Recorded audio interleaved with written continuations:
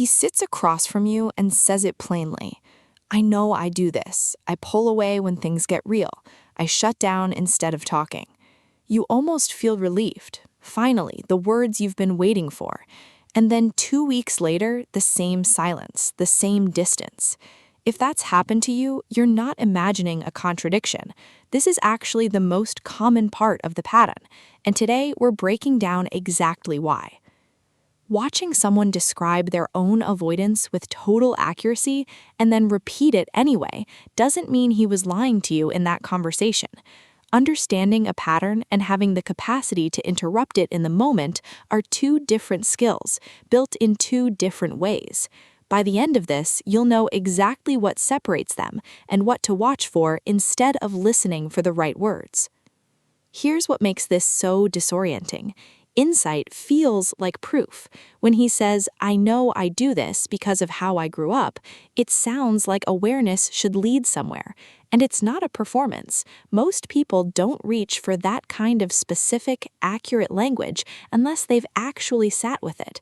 That's exactly why it's so convincing. But awareness on its own doesn't carry weight under pressure, and pressure is exactly when the old pattern shows back up. Stay with this one. The gap between insight and readiness is the single most useful thing to understand. If you've ever heard, I know I'm working on it, and wondered whether you could believe it. Point 1. Naming the pattern. This is usually where it starts. He identifies the behavior, sometimes with real language, deactivation, fear of engulfment, fight or flight. It can sound like therapy-informed clarity, and often it is genuine, but naming a pattern is a cognitive act. It happens in a calm moment, sitting across from you at dinner with distance from the trigger. It doesn't require him to do anything different the next time closeness actually shows up. Insight lives in the part of the mind that isn't in charge when someone feels cornered. Point 2. The apparent improvement. After the admission, there's a real stretch of change. He texts first, he stays on the phone a few extra minutes instead of rushing off. Maybe he brings up something hard without being asked. This isn't performance, it's usually sincere, and it's worth noticing when it happens. But early effort is fueled by the discomfort of just being called out, or the fear of losing you, not yet by a rebuilt capacity to sit inside closeness. Motivation and capacity aren't the same thing. That gap is exactly where the pattern tends to reappear, often right when things start to feel stable again. Point 3. Reactivation under pressure. Then a real disagreement happens, or the relationship takes a step forward, and the old response returns. He goes quiet mid-conversation, gets defensive over something small, disappears for a day right when you needed him to stay. This isn't him revealing the earlier insight was fake. It's the nervous system defaulting to its most practiced response, because the newer one hasn't been repeated enough times to hold under real strain. Insight changes what someone can describe about themselves. Repetition under pressure over time is what changes what they can actually do.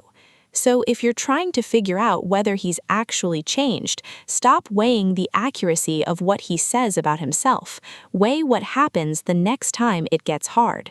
Does he stay in the room? Does he come back to the conversation after stepping away instead of letting it drop? Does he repair the moment instead of waiting for it to blow over?